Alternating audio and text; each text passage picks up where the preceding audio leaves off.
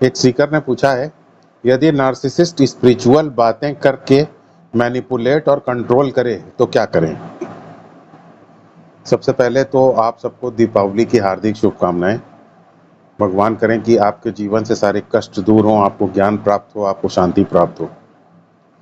जहाँ तक इस प्रश्न का सवाल है, तो मैं आपको ये बताना चाहूँगा कि नार्सिसिज्म और स्पिरिचुअलिटी एक दूसरे के बिल्कुल विपरीत है। स्पिरिचुअलिटी जीवन के स्वीकार के ऊपर आधारित है, जीवन की शांति के ऊपर आधारित है, लिव एंड लेट लिव के कंसेप्ट के ऊपर आधारित है, वसुधैव कुटुंबकम के ऊपर आधारित है। जबकि नार्सिसिज्म अपने आप को भव्य या ग्रैंडियोस दिखाने का नाम है, अपने आप को यूनिक या अद्वितीय व्यक्ति के रूप में प्रस्तुत करने का नाम है। तो स्पिरिचुअलिटी और नार्सिसिज्म तो एक दूसरे के अपोजिट हो जाते हैं। लेकिन आजकल हम बहुत सारी चीज़ों को स्पिरिचुअलिटी कह देते हैं। इसका कारण ये है क्योंकि जब से ये इंफॉर्मेशन रिवोल्यूशन हुआ है, internet revolution, social media revolution हुआ है, तब से बहुत सारी अपॉर्चुनिटीज़ लोगों को मिलती हैं वर्कशॉप्स करने की, मेडिटेशन रिट्रीट्स में जाने की, यूनिवर्सिटी के बहुत सारे कोर्सेज, ऑनलाइन कोर्सेज करने की, बहुत सारे इस तरीके से यूनिवर्सिटी के कोर्सेज के जो प्लेटफॉर्म्स हैं उनको ज्वाइन करके वहाँ से कोर्सेज करने की, योगा और मेडिटेशन इत्यादि करने की। इनसे बहुत सारे आपको मौका मिलता है, तो जिससे लोग इस तरीके के इधर उधर से कोर्सेज कर लेते हैं और कोर्सेज करके अपने आप को सुपीरियर डिक्लेयर कर देते हैं। कहते हैं मैं स्पिरिचुअल हूँ इसलिए मैं सुपीरियर हूँ, और जैसे ही अपने आप को सुपीरियर डिक्लेयर करते हैं दूसरे को इन्फीरियर डिक्लेयर कर देते हैं। और इस तरीके से वो स्पिरिचुअलिटी का, जिसे कि उन्होंने कभी सीखा ही नहीं है ठीक से, या समग्रता में, पूर्णता में नहीं सीखा, उसका वो दुरुपयोग करने लगते हैं। तो दुरुपयोग किस तरीके से करते हैं? दुरुपयोग करते हैं दूसरे को नीचा दिखाने में, दुरुपयोग करते हैं दूसरे को कंट्रोल करने में, दुरुपयोग करते हैं दूसरे को मैनिपुलेट करने में, दुरुपयोग करते हैं स्पिरिचुअलिटी का अपनी सुपीरियरिटी को दर्शाने में, दुरुपयोग करते हैं अपने आप को हमेशा सही साबित करने में। तो इस तरीके से स्पिरिचुअलिटी का दुरुपयोग आज हमारे समाज में व्यक्तियों के द्वारा किया जा रहा है, और नार्सिसिज्म स्पिरिचुअलिटी के थ्रू ऑपरेट कर रहा है। इतना ही नहीं, लोग पॉजिटिविटी को भी टॉक्सिक बना चुके हैं, जबकि ऐसा लगता है कि ये तो दो, टॉक्सिसिटी और पॉजिटिविटी तो विरोधाभासी शब्द हैं, लेकिन नहीं, टॉक्सिसिटी और पॉजिटिविटी विरोधाभासी नहीं है। पॉजिटिविटी को भी टॉक्सिक बनाया जा सकता है। नार्सिसिस्ट्स पॉजिटिविटी को टॉक्सिक बना लेते हैं, उनकी पॉजिटिविटी टॉक्सिक हो जाती है। कैसे? जैसे नार्सिसिस्ट यदि हमेशा पॉजिटिव बना रहे, और ऐसा नहीं है कि वो पॉजिटिव बनने का सिर्फ नाटक कर रहा है, वो पॉजिटिव दिखाई दे रहा है, वास्तव में वो पॉजिटिव है। तो कैसे पॉजिटिव वो अपने आप को दिखा पा रहा है? वो पॉजिटिव इस तरीके से अपने आप को दिखा पा रहा है कि वो सारी सिचुएशंस को ही कंट्रोल कर ले रहा है, ऐसी जो कि नेगेटिव है। प्रॉब्लमैटिक सिचुएशंस को अपने तक पहुंचने ही नहीं दे रहा है। जो लोग प्रॉब्लमैटिक बातें उसके सामने ला रहे हैं, उनको दुर्व्यवहार करके उनको चुप करा दे रहा है, और दूसरे लोगों की प्रॉब्लम्स को नहीं सुन रहा है, अपनी जो जेन्युइन प्रॉब्लम दूसरे लोगों की उसको नहीं सुन रहा है, अपनी जो जिम्मेदारियां हैं उनको पूरा नहीं कर रहा है। तो भाई, जब आप अपनी जो जिम्मेदारी है उसको पूरा नहीं करोगे, नेगेटिव बात को, कोई नकारात्मक प्रॉब्लम अगर आसपास है उसको अपने पास तक आने नहीं दोगे, किसी की कोई प्रॉब्लम सुनोगे नहीं, तब तो आप अपने आप ही पॉजिटिव हो जाओगे। तो नार्सिसिस्ट इसी तरीके की टॉक्सिक पॉजिटिविटी रखता है, अपने आसपास फिल्टर्स लगा देता है ताकि उसके आसपास कोई भी ऐसी प्रॉब्लमेटिक सिचुएशन आ ही ना पाए जो कि उसको नेगेटिव बना सके।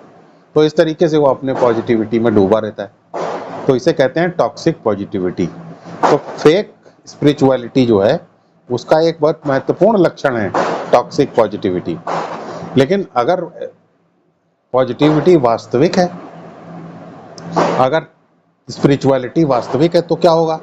अगर स्पिरिचुअलिटी वास्तविक है तो उसमें कुछ चीज़ें ऐसी होंगी जो कि जिसके बिना आप स्पिरिचुअल नहीं हो सकते हैं। अगर स्पिरिचुअलिटी पॉजिटिव है, स्पिरिचुअलिटी वास्तविक है, क्योंकि उसमें, वास्तविक स्पिरिचुअलिटी में हमेशा सेल्फ ग्रोथ होगी। सेल्फ ग्रोथ हमेशा तीन चार कंपोनेंट्स हैं उसके, जिसके माध्यम से होती है। पहला माध्यम यह है कि आपको अपने नेगेटिव इमोशन से लड़ना आना चाहिए। क्योंकि अगर आप अपने नेगेटिव इमोशन से नहीं लड़ेंगे तो आप हमेशा डिस्टर्ब रहेंगे। जब आप डिस्टर्ब रहेंगे तो ट्रुथ को आप रिकॉग्नाइज नहीं कर पाएंगे, क्योंकि ट्रुथ को रिकॉग्नाइज वही कर सकता है जिसका माइंड स्टेबल हो, जिसका माइंड शांत हो। जो बार बार जो है डिस्टर्ब हो जाता है, बार बार चिढ़ जाता है, जिसकी लाइक्स एंड डिसलाइक्स बहुत स्ट्रांग हैं, वो कभी भी ट्रुथ को रिकॉग्नाइज नहीं कर पाएगा, सस्टेन्ड थिंकिंग नहीं रख पाएगा।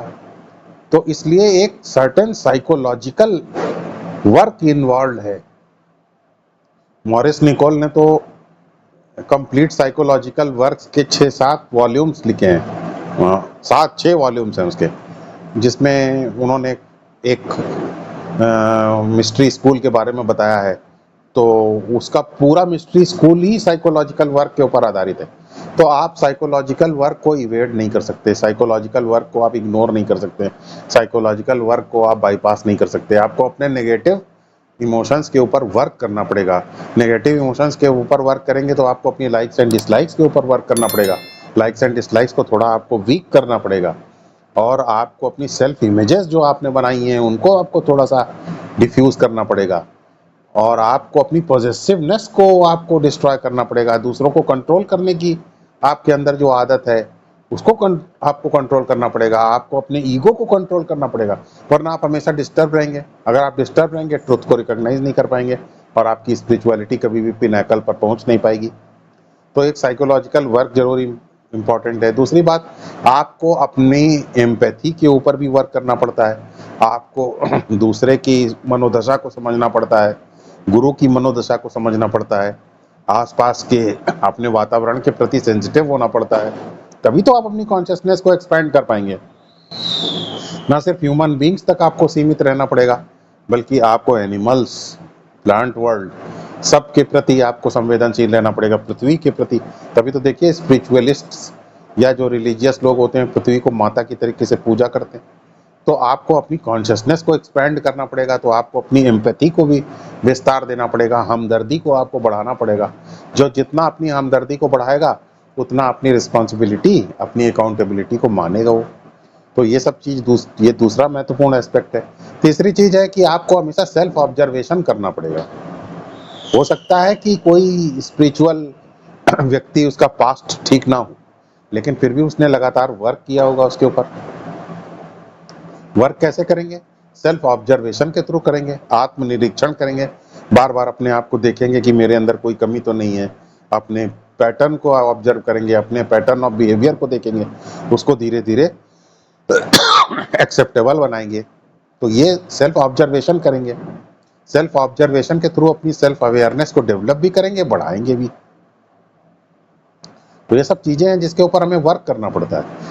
अपने साइकोलॉजिकली अपने ऊपर वर्क करना पड़ता है।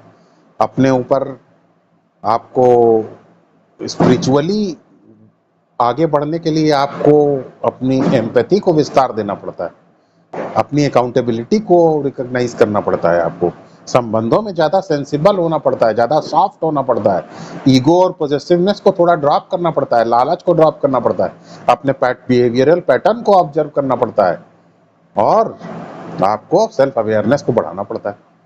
जनरली ये सब कठिन काम है, और कई सालों का कंसिस्टेंट वर्क चाहिए होता है इन सब चीज़ों के लिए। हो सकता है कि आप ये सब कोई कंसिस्टेंट वर्क ना करें कई सालों तक, तो क्या होगा, किसी ग्रुप का सहारा लेकर के, किसी आइडियोलॉजी का सहारा लेके हो सकता है कि आपका जो चंचल मन है वो थोड़ी देर के लिए पैसिव हो जाए और आप अपने आप को स्पिरिचुअल समझने लग जाएं। लेकिन नहीं, जैसे ही वो ग्रुप का साथ छूटेगा, परिस्थितियों का साथ छूटेगा, फिर से वही आपका जो डेविल माइंड है वो फिर से उठ खड़ा होगा। तो यहाँ पर आपको क्या काम करना है, जो अपनी डेविल माइंड है, चंचल मन है, जो आपका भागने वाला मन है, उसको शांत करना है। तभी तो आप ट्रुथ को रिकॉग्नाइज कर पाएंगे। इसके लिए कंसिस्टेंट एफर्ट चाहिए। तो ये सब चीजें हम करते हैं, तो हम बाईपास नहीं कर सकते हैं इन सब चीजों को। ये सब बहुत ही महत्वपूर्ण चीजें होती हैं जिन्हें हमें करना पड़ता है। और अगर कोई विक्टिम है, हो गया है, स्पिरिचुअलिटी को अगर नार्सिसिज्म के लिए यूज किया जा रहा है, नार्सिसिस्ट स्पिरिचुअलिटी का अगर दुरुपयोग कर रहा है, तो इससे विक्टिम के ऊपर बहुत बुरा प्रभाव पड़ता है। विक्टिम को आप डिसमिस कर दोगे, उसके इमोशंस को आप रिकॉग्नाइज नहीं करोगे, अपनी सुपीरियरिटी दिखाओगे, तो उसके इमोशंस वैलिडेट नहीं हो पाएंगे, उसकी जो एक्चुअल एग्जिस्टेंशियल स्टेटस है, उसको आप रिकॉग्नाइज नहीं कर रहे हो तो उसको वैलिडेट नहीं हो पाएगी। आप अपनी रिस्पॉन्सिबिलिटी उसके प्रति है जो उसको पूरा नहीं कर पा रहे हो, जिससे उसको अपनी जो ज़रूरतें हैं वो वैलिडेट नहीं हो पाएंगी। तो ये सब प्रॉब्लम्स पैदा हो जाती हैं। आप अपने आप को सुपीरियर दिखाओगे तो वो अपने आप को इन्फीरियर समझने लगेगा, तो अपनी एक्चुअल स्टेटस जो है उसकी वैलिडेट नहीं होगी। तो ये सब प्रॉब्लम पैदा हो जाती है। तो मैंने अभी जो आपको बताया उसके हिसाब से जो आप सही स्पिरिचुअलिटी है वो कभी भी नार्सिसिस्टिक नहीं हो सकती, ये बात आप याद रखिए। और जब आप ये याद रखेंगे तो आप कोई स्पिरिचुअलिटी का अगर दुरुपयोग कर रहा हो तो उसको आप छद्म स्पिरिचुअलिटी मान करके या स्पिरिचुअलिटी का दुरुपयोग मान करके उसको डिसमिस कर देंगे और अपनी सेल्फ केयर और अपने वेलबींग के ऊपर ध्यान देंगे, ना कि उसको कोई सोशल सर्टिफिकेट या सोशल पास देंगे जिससे कि वो अपनी स्पिरिचुअलिटी का लगातार दुरुपयोग करके आपके जीवन को कष्टप्रद बनाता रहे।